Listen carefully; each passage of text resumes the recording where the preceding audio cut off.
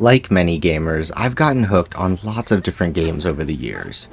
But for all the games I've fixated on or become obsessed with in my time, there is only one game I ever felt like I was truly addicted to. And that game was League of Legends.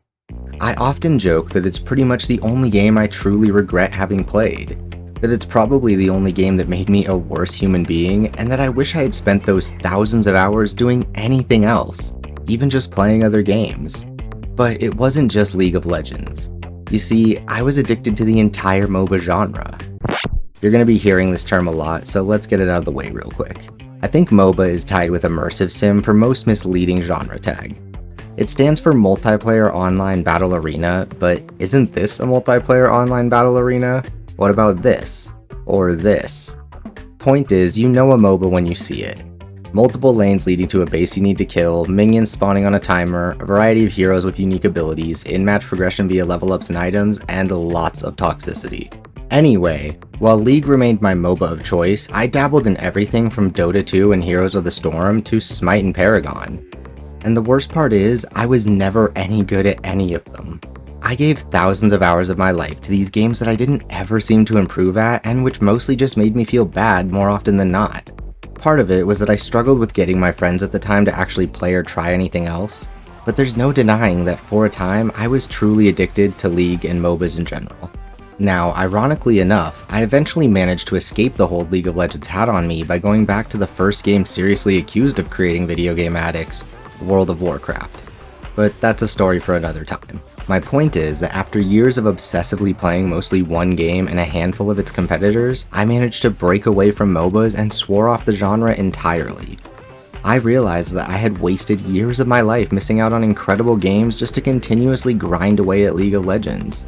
Though, to be fair, as an adult, I realized that a lot of my issues with League were based on my own immaturity and failure to improve at it in the past. Like most gamers, I really wanted to believe that I was good at video games, but League of Legends was a constant reminder that I was in fact not good at video games. And unfortunately, I didn't have the self-awareness or patience to actually improve. So I was trapped in this vicious cycle of playing a game that I desperately wanted to be good at, while never having the right mindset to get better at it. I probably spent more time pissed off and hating myself than I ever did having any fun. And for a long time after I managed to move on, I blamed that on the game and even on the genre. Which was admittedly easy to do, seeing as the MOBA fad had started to die down and it seemed unlikely that anything truly new or innovative would shake things up. MOBAs were out, hero shooters and battle royales were in. I could sleep easy knowing that I'd grown as a person and I would never let one game take up so much of my time again.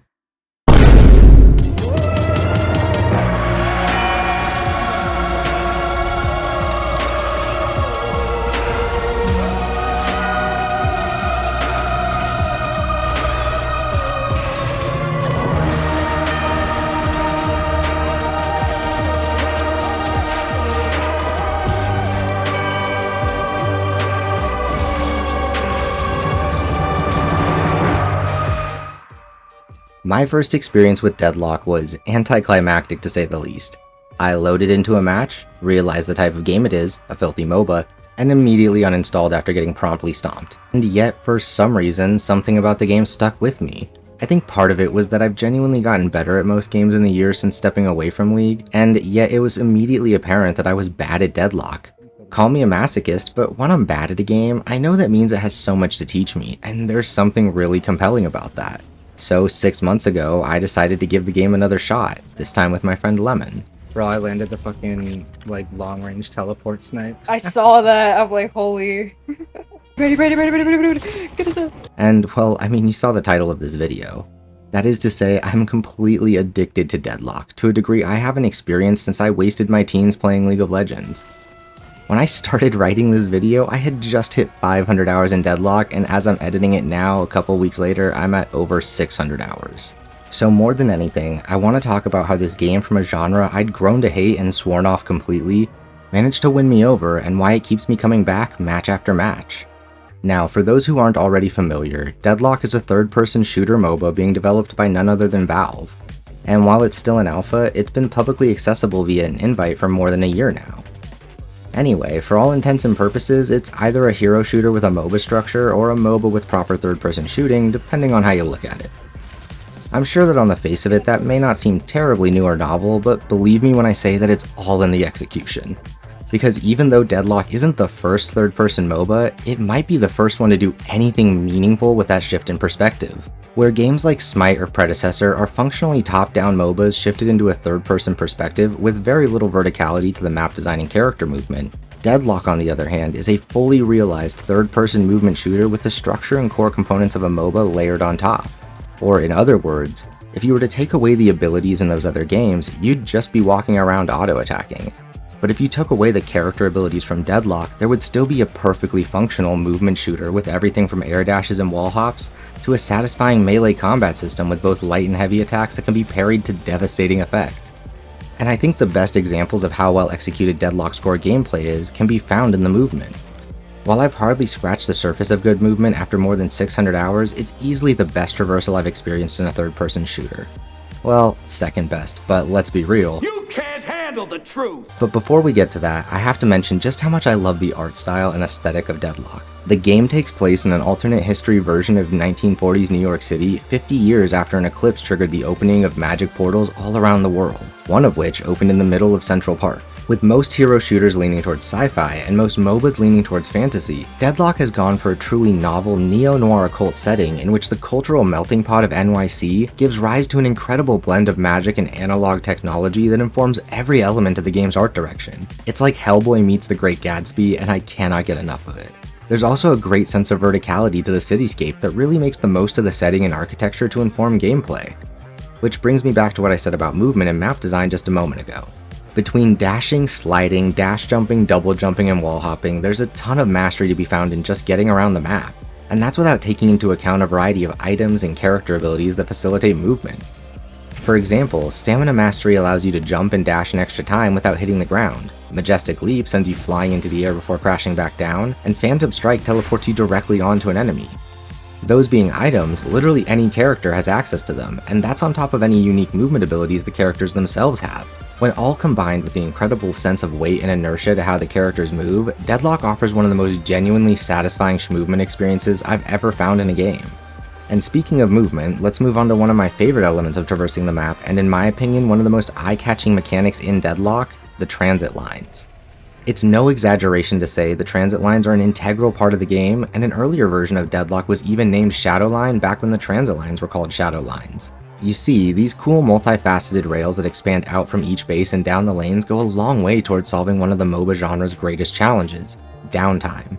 In something like League of Legends, or even just a hero shooter like Overwatch, you often have to spend a good chunk of time going back and forth between base and where the action is happening. Now, over the years there have been several attempts to remedy this, but Deadlock's transit lines are by far the most innovative and fun method of getting around a MOBA I've seen to date, and they're perfectly representative of the Deadlock team's approach to innovating new solutions for the genre's greatest flaws. Soul farming is another great example of this design philosophy. Last-hitting creeps in lane is a staple of pretty much every MOBA, and at one point was even part of Deadlock. However, it's incredibly repetitive, often boring, and yet absolutely necessary in order to earn the currency players use to get stronger over the course of a match. Deadlock's solution to this is that instead of last-hitting the creeps themselves, little soul orbs appear above where they died and can be shot out of the air by anyone, including your enemies. It's basically a little aim training minigame baked into the laning phase of every match. So in essence, they've managed to include the complex back and forth of confirming and denying creeps like in Dota 2, while simultaneously making it far more intuitive and far more interactive than the basic last hitting of that game and other MOBAs. Though perhaps the most simple but significant difference between Deadlock and its contemporaries is the fact it's a 6v6 game. In the past, when the game had 4 lanes, this actually made it feel more like a traditional MOBA, but now that it's down to 3 lanes while remaining 6v6, the game is far more approachable and accessible in an interesting way. Unlike in League of Legends, Dota, or really any MOBA I'm familiar with, in Deadlock, every player experiences the laning phase as a straightforward 2v2. There's no dedicated solo laners, there's hardly any jungle camps on the map for the first few minutes, and the economy of the game is tuned such that it's inefficient to start the game anywhere other than your assigned lane. Now naturally, as the match progresses, there are definitely characters who will move into the jungle and spend a lot of time roaming like in any MOBA, but for at least the first 10 minutes or so, you'll generally be in a 2v2. My point is that unlike in most other MOBAs, there aren't strictly defined roles dictated by the laning character you're playing. While some characters naturally synergize with each other better than others, you can and will end up playing with and or against just about every 2-character lane combination in the game eventually. And as a new player, you don't have to worry about if the character you want to play is viable in a particular lane or role, or choosing between a solo or duo lane.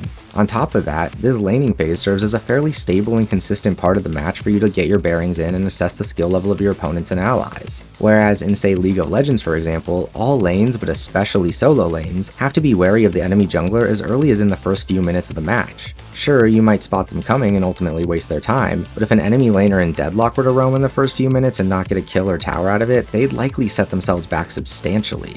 This more consistent pacing of the laning phase and early game in Deadlock really goes a long way towards fixing some of the more frustrating elements of its contemporaries while making such a complex genre more accessible. Which brings me back to earlier when I praised the Deadlock team's approach to alleviating pain points common within MOBAs. Unfortunately, in spending so much time with Deadlock over the last 6 months, I've come to realize that many of the genre's greatest flaws are seemingly impossible to solve because they're symptoms of the same design choices responsible for its greatest strengths. That might sound a bit convoluted, but let me explain. I think it's no exaggeration to say that when compared to pretty much all other team-based PvP games, losing feels uniquely and especially bad in MOBAs. And there are a few reasons for that. First, time investment. There aren't a lot of team-based games that have exceptionally long matches, and the ones that do are almost always split up into multiple rounds with plenty of fresh opportunities to turn the wider match.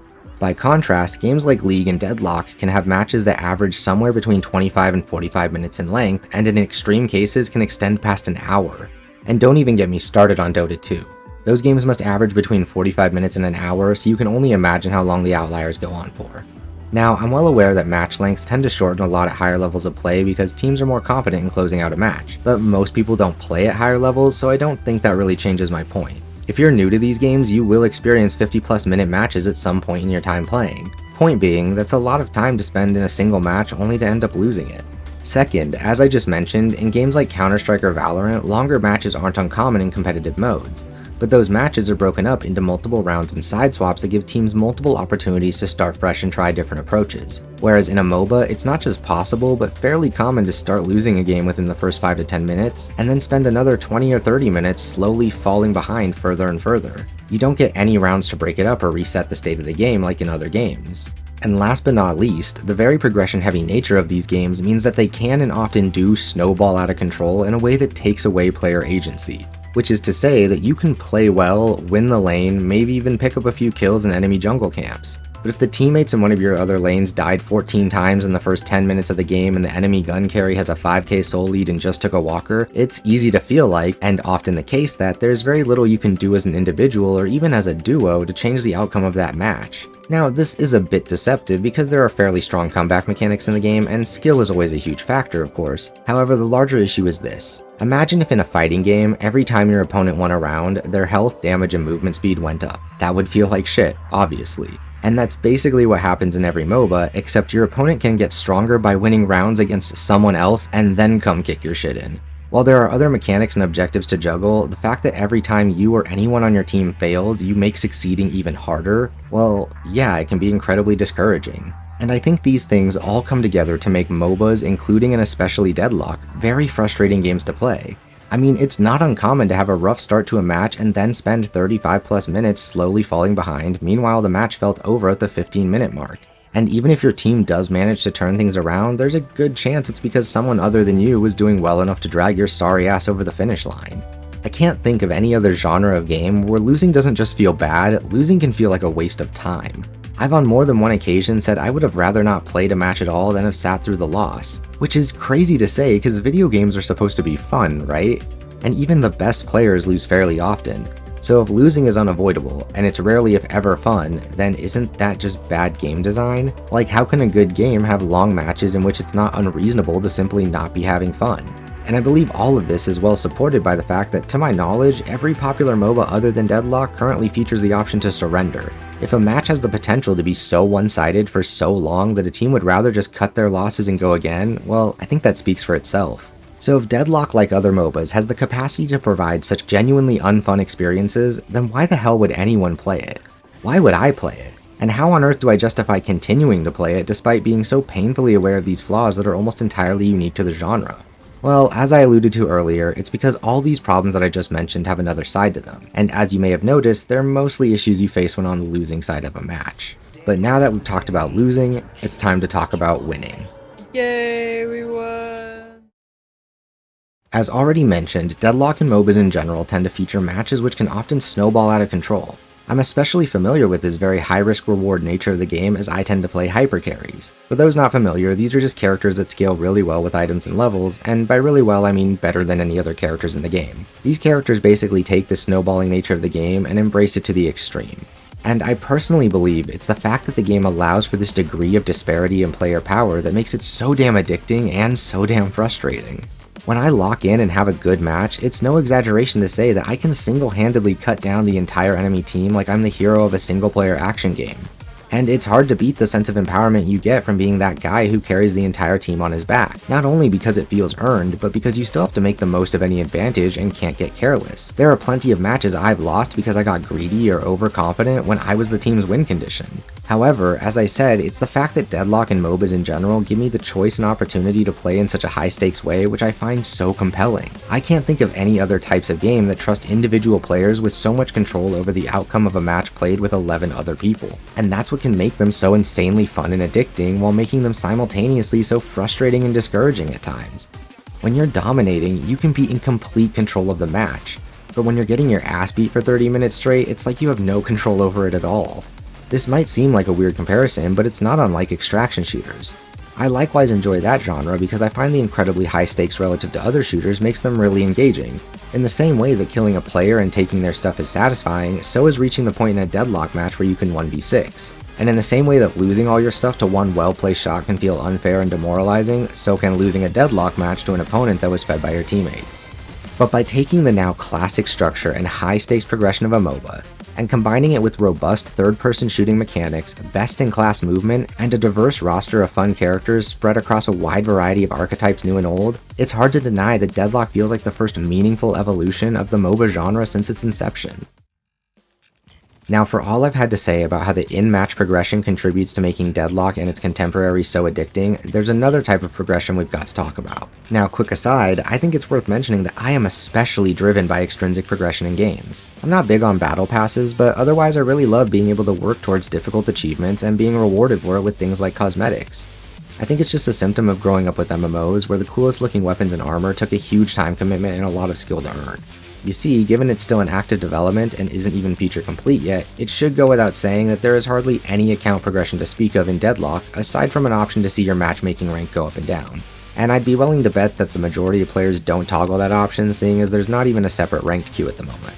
On top of that, there's no account levels or achievements, and the same goes for heroes. There is functionally nothing to earn or work towards in this game other than simply getting better at it. Anyway, despite being the kind of player that desperately desires extrinsic motivation, until writing this script it had hardly even dawned on me that Deadlock doesn't currently offer any. I have played this game for hundreds of hours, and it never once occurred to me that I've been playing just for the fun of it. Well, that and the satisfaction of learning a difficult game and getting better at it, but I digress. And the thing is, I'm not sure that would have been possible when I was younger. I understand now why games like Deadlock are so divisive, why they're both so easy to love and easy to hate, because at the end of the day, the reality is that they're incredibly complex games that demand hundreds of hours in order to make sense of. They're challenging to learn, difficult to improve at, and seemingly impossible to master. If you're the kind of person who can't handle being bad at a game, if you can't take your losses in stride and enjoy the journey that is improving, then the reality is there's little chance you'll enjoy Deadlock. But if you're fortunate enough to have either grown past or never faced those obstacles, then there are countless hours of fun to be had in this game that I'm sure will only get better in the years to come. Now, technical difficulties aside, the biggest reason this video took so long was because as I was working on it, Deadlock dropped its largest update of the year, at least in regards to the amount of content. And while I could say that I wanted footage of the game at its most current, which is true, I honestly just couldn't stop playing. Deadlock is the best it's ever been and seems on track to keep improving, so if you've either stopped playing or never tried it in the first place, now is genuinely a great time to start. I've spent the better part of 2 years looking for the next game that I could call home, so to speak. You know, that game that you hop into between all the other titles you're excited to play throughout the year. I haven't really had one of those since I started my journey as a content creator, and given the current crop of popular live service titles, I didn't expect that to change anytime soon. But if an entire summer spent playing Deadlock has taught me anything, it's that sometimes the things you love most are found where you'd least expect. Never could I have imagined that my favorite movement shooter of the year would be a MOBA still in alpha, or that I'd get so invested in a game from a genre that left me so jaded. and I truly believe it's a real testament to the incredible quality of Deadlock that I have spent and will continue to spend countless hours playing this game just for the love of it. Now here's to hoping I have the patience and the self-awareness to actually keep improving at it this time.